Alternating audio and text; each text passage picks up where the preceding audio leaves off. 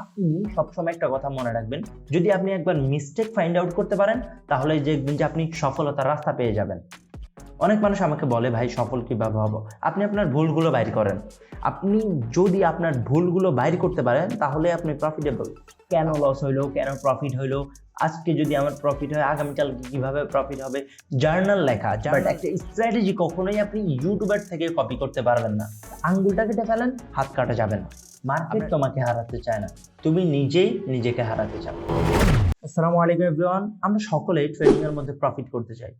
100% মানুষের মধ্যে 99% মানুষ, অথবা বলতে পারি যে 90% মানুষ যারা রিটেইলার ট্রেডার, তারা সবাই লস করে।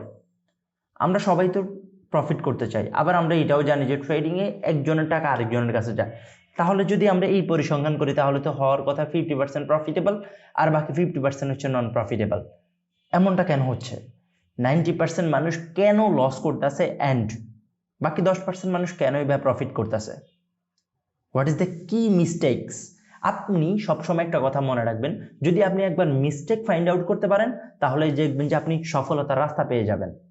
অনেক মানুষ আমাকে বলে, ভাই সফল কিভাবে হব? আপনি আপনার ভুলগুলো বাইর করেন। আপনি যদি আপনার ভুলগুলো বাইর করতে পারেন তাহলে আপনি প্রফিটেবল, তাহলে আপনি সফল হয়ে যাবেন ইনশাল্লাহ। সো আমরা প্রথমে ট্রাই করব যে 90% মানুষ কি ভুলগুলো করে ওই ভুলগুলো বাইর করার। এর পরের স্টেপে আমরা বাকি যে 10% মানুষ যারা প্রফিটেবল এবং সাস্টেইনেবলভাবে ট্রেডিং থেকে প্রফিট আর্ন করতেছে, তাদের উদাহরণগুলা, তারা কি কাজ করে, তারা কি স্ট্র্যাটেজি ফলো করে, কথাগুলো জানবো ইনশাল্লাহ। প্রথমে আসি, যারা লস করে তারা কেন লস করে, হোয়াইটা তো আমাদের ক্লিয়ার থাকতে হবে। আমরা একটু স্ক্রিনে আসি। মূলত 90% রিটেইলার ট্রেডার সবাই লস করে। কেন? তাদের প্ল্যান নেই। প্রথম কনসার্ন কি তাদের প্রথম সমস্যাটা কি? তাদের কোনো প্ল্যান থাকে না, তারা কোনো প্ল্যান এক্সিকিউট করার ট্রাইও করে না। প্রথম তাদের কোনো প্ল্যান নাই, তাদের কোনো জার্নাল নাই। জার্নাল কি? জার্নাল হচ্ছে লেখালেখি। আজকে আমার কতটা প্রফিট হলো, আজকে আমার কতটা লস হইলো, কেন লস হইলো, কেন প্রফিট হইলো, আজকে যদি আমার প্রফিট হয় আগামীকাল কিভাবে প্রফিট হবে, জার্নাল লেখা না। এরপরে রিস্ক ম্যানেজমেন্ট নেই, রিস্ক ম্যানেজমেন্ট টোটালি নেই। ইউটিউবের স্ট্র্যাটেজি কপি করে। এখন আপনারা বলতে পারেন যে ভাই আপনি হয়তো স্ট্র্যাটেজি দেন। Wait, I will explain. দেখেন, আপনি যদি একটা স্ট্র্যাটেজি কপি করেন, আমি জানি যে আমার স্ট্র্যাটেজিটা কখন মার্কেটে কাজ করবে, কোন সেটআপে আমার স্ট্র্যাটেজিটা কাজ করবে, কোন মুভমেন্টে আমার স্ট্র্যাটেজিটা কাজ করবে। আমি ধরেন আরএসআই এর একটা স্ট্র্যাটেজি আপনাকে দিলাম, আরএসআই এর স্ট্র্যাটেজি কখন কাজ করবে আই নো দ্যাট, কারণ আমি ব্যাক টেস্টিংটা করছি। আমি জানি যে মার্কেটের মুভমেন্ট যদি এইরকম হয় তাহলে যে আরএসআই এটা ভালো কাজ করবে। বাট আপনি তো দেখবেন যে মার্কেট নর্মাল মুভ থেকে আরএসআই যদি হয় তাহলে আপনি ট্রেডটা নিয়ে নেবেন। সো স্ট্র্যাটেজি কখনোই ইউটিউব থেকে কপি করে আপনারা অ্যাপ্লাই করতে যায় না। ইউটিউব থেকে ইন্সপায়ার হইতে পারেন, স্ট্র্যাটেজি কিভাবে মেক করবে, স্ট্র্যাটেজি কেমনে বানায়, কিভাবে তৈরি হয়, কি ধরনের অ্যানালাইসিস প্রয়োজন একটা স্ট্র্যাটেজি বানাইতে। সো এই বিষয়গুলো জানতে আপনারা ইউটিউব দেখতে পারেন। বাট একটা স্ট্র্যাটেজি কখনোই আপনি ইউটিউবার থেকে কপি করতে পারবেন না। সো আপনার স্ট্র্যাটেজি নিজেরাই বানাইতে হবে। ওকে, আপনার স্ট্র্যাটেজি আপনাকেই বানাইতে হবে। সো একটা কথা আছে না, নিজের সরকায় তেল দেওয়া ভালো অন্যের সরকায় তেল দেওয়া থেকে। সো অন্যের সরকায় যতই তেল থাকুক আপনার কোনো কাজে আসবে না ওই তেলটা। আপনার সরকার যে তেলটা আছে ওই সরকার তেলটাই আপনার কাজে আসবে, বুঝছেন ভাই? অন্য কেউ কি বলতেছে, কি স্ট্র্যাটেজি দিতেছে, কপি করে ট্রেডিং করা, টেলিগ্রামে ঢুকে ট্রেডিং করা, সো এইসব ব্যাড হ্যাবিট থেকে আস্তে আস্তে বের হয়ে আসতে হবে আমাদেরকে, বিশেষ করে এই জেনারেশনকে। ইনশাল্লাহ আমরা অতি শীঘ্রই এই সকল ব্যাড হ্যাবিট থেকে আমরা বের হয়ে আসব। এরপরে সাইকোলজিক্যাল ইগনোর। এবং সাইকোলজিক্যাল সমস্যা আমরা সবাই ফেস করি, সাইকোলজিক্যাল প্রবলেম আমরা রেগুলারলি ফেস করি। রিয়েল ট্রেডিং অ্যান্ড ডেমো ট্রেডিংয়ের মধ্যে আমরা অনেক বেশি তফাৎ দেখি। সাইকোলজি, আমরা যখন একটা ট্রেড করি, ট্রেড করার পরে কিন্তু আমাদের আর কোনো টেকনিক্যাল অ্যানালাইসিস থাকে না, আমাদের কোনো ফান্ডামেন্টাল অ্যানালাইসিস থাকে না, তখন একমাত্র কাজ করে আমাদের ব্রেন। আমরা কি সাইকোলজি, আমরা কি চিন্তা করতেছি, আমরা সাইকোলজি নিয়ে হাজারটা ভিডিও দেখে ফেলি কিন্তু কখনো সাইকোলজিটা অ্যাপ্লাই করতে পারি না। এক নাম্বার, আমি জাস্ট সমস্যাটা বলি, সাইকোলজিতে সমস্যা কি আমাদের? ওভার ট্রেডিং করা, উল্টা পাল্টা ট্রেড নেওয়া, উল্টা সেটআপে ট্রেড করা, আমরা যে সেটআপ বানাইছি ওই সেটআপ না হওয়া, রুলস ফলো না করা, শেষ। এই দুই তিনটাই তো। রুলস না ফলো করা, আমরা যে সেট আপ বানাইছি ওই সেট আপ না হওয়া, ওভার ট্রেডিং করা। হ্যাঁ, আমার মনে হয় না ট্রেডিং এর মধ্যে আর কোনো কিছু এক্সিস্ট করে যে এইটার সাথে টক্কর দিতে পারবে না। মেইন সেম এই থিংস গুলাই কাজ করে সাইকোলজির ক্ষেত্রে। সো সাইকোলজিক্যালি যদি আপনি একবার ফিট হইতে পারেন তাহলে দেখবেন যে আপনার প্রফিটেবিলিটির চান্সেসটা আগের তুলনায় বেড়ে যাবে ইনশাল্লাহ। এরপরে ডেমো ভার্সেস রিয়েল ক্যারেক্টারটা চেঞ্জ হয়ে যায়। কেন? এখন ডেমোতে আমরা যখন ট্রেড করি তখন কিন্তু আমাদের ইমোশন কাজ করে না। কি ইমোশন ভাই? এখন আমি ধরেন 0.1 লটের একটা ট্রেড নিলাম, অথবা আমি 1 লটের একটা ট্রেড মারি দিলাম। এখন প্রথমে আমাকে লস দেখাচ্ছে $200, বাট এটা তো আমার প্রফিট থেকে যাইতেছে না, এটা তো আমার পকেট থেকে যাইতেছে না। এখন এটা তো আমার পকেট থেকে যাইতেছে না, এটা কি মার্কেটের টাকা? মার্কেট নিতেছে ডেমো ট্রেডিং জাস্ট। বাট যখন আমরা রিয়েল ট্রেডিং করি, আমরা যদি 1 লটের একটা ট্রেড মারি, প্রথমে দেখাবে $200 লস, আপনার অ্যাকাউন্ট ব্যালেন্স আছে $300-500 অথবা $1000। যদি এক ক্যান্ডেল নিচে দিকে নামে আপনার অ্যাকাউন্ট ব্লো ভাই।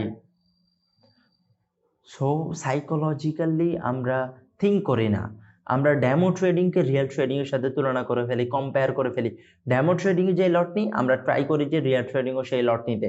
না, এটা করা যাবে না। আপনি ডেমো ট্রেডিং বেস করবেন আপনার রিয়েল ট্রেডিংয়ের অনুযায়ী। ধরেন আপনি রিয়েল ট্রেডিং করবেন $200 দিয়ে, তাহলে ডেমো ট্রেডিংয়ে $200 ঢোকান, ওই $200 দিয়ে অ্যাপ্লাই করেন, আস্তে আস্তে আস্তে আস্তে গ্রো করেন। সো প্র্যাকটিসের পারপাসে আপনাকে অনেক কিছু করতে হবে। সো এইগুলো হচ্ছে একজন রিটেইলার ট্রেডারদের সব থেকে বড় সমস্যা। I find all of that. Over trading, no, over trading সমস্যা না। ওভার ট্রেডিং এর সব থেকে বড় সমস্যা হচ্ছে যখন আপনি রিয়েলি করবেন, ওকে, আপনি অ্যাগ্রেসিভলি কাজ করবেন, অ্যাগ্রেসিভলি করবেন, বাট একদম বেসিক প্রবলেমগুলো এইটা। যদি আপনার প্ল্যান থাকে তাহলে আপনি ওভার ট্রেডিং করবেন না। যদি আপনি জার্নাল লেখেন তাহলে আপনার রুলস ব্রেক হবে না। আপনি যদি রিস্ক ম্যানেজমেন্ট জানেন তাহলে আপনার ক্যাপিটাল ব্লো হবে না। আপনি যদি ইউটিউব থেকে কপি না করেন তাহলে আপনার কাছে প্রপার একটা স্ট্র্যাটেজি থাকবে। আপনার যদি সাইকোলজি ঠিক থাকে অবশ্যই আপনি প্রফিটেবল থাকবেন। আর আপনার যদি ক্যারেক্টারটা চেঞ্জ না হয়, ডেমোতে আপনি একরকম রিয়েক্ট করতেছেন, রিয়েলে আরেক রকম রিয়েক্ট করতেছেন, সো এগুলো যদি না করেন তাহলে আপনার কি রিয়েল এবং ডেমো দুইটাই স্টেবল থাকবে। ওকে, তো এবার আমরা মেইন টপিকে আসি। 10% ট্রেডাররা, যারা 10%, 10% যারা আছে তারা কিভাবে থিঙ্ক করে। একটু সারাদিন তো মানুষের জ্ঞান শুনেনি ইউটিউবে, আমার জ্ঞানটা একটু শুনে নেন। সো আপনার এই সময়টা বৃথা যাবে না ভাই। যে সময়ের মূল্য দেয় সময় তাকে মূল্যায়ন করে, আমি এটা বিশ্বাস করি। আপনি আজকে এই 10-20 মিনিটের একটা ভিডিও দেখতে এত বেশি কনসিয়াস হইতেছেন, আপনি দিনের পর দিন সময়ের পর সময় টিকটকে নষ্ট করতেছেন, ইউটিউব রিলসে নষ্ট করতেছেন, তখন কি আপনার গায়ে লাগতেছে না? আপনি যদি একটা লার্নিং এর জায়গায় সময় না দিতে পারেন তাহলে আপনি কিভাবে গ্রো করবেন? যেই কোনো একটা সাবজেক্ট, যেই কোনো একটা বিষয় লার্ন করতে হলে আপনাকে ওই বিষয়ে সময় দিতে হবে ভাই, আদারওয়াইজ আপনি পারবেন না, সম্ভব না। সো 10% ট্রেডাররা তারা কিভাবে চিন্তা করে? প্রথমে তারা কখনো উইন হতে চায় না। আমরা বলি না যে আমরা সবসময় জিততে চাই, নো। একজন প্রফিটেবল ট্রেডার, একজন প্রফেশনাল ট্রেডার কখনো জিততে চায় না, তারা কখনো উইন হতে চায় না। আমার লস হয়েছে, কোনো সমস্যা নেই, হইতেই পারে, this is a part of game. So আপনি যদি লস করেন তাহলে মেনে নিতে হবে, এটা স্বীকার করতে হবে আমার ভুল হয়েছে। সো উইন হইতে চাইবেন না, আজকে আমার লস হইতেই পারে না, মার্কেট আমাকে লস দিতেই পারে না, তো এরকম চিন্তা করা যাবে না। আমাদের চিন্তা ভাবনাটা থাকতে হবে কি, ইয়েস আমার ভুল। আরেকটা বৈশিষ্ট্য আছে প্রফিটেবল ট্রেডারদের, তারা যদি 40% উইন রেটের একটা স্ট্র্যাটেজি পায় তাহলেই তারা প্রফিটেবল হয়ে যায়।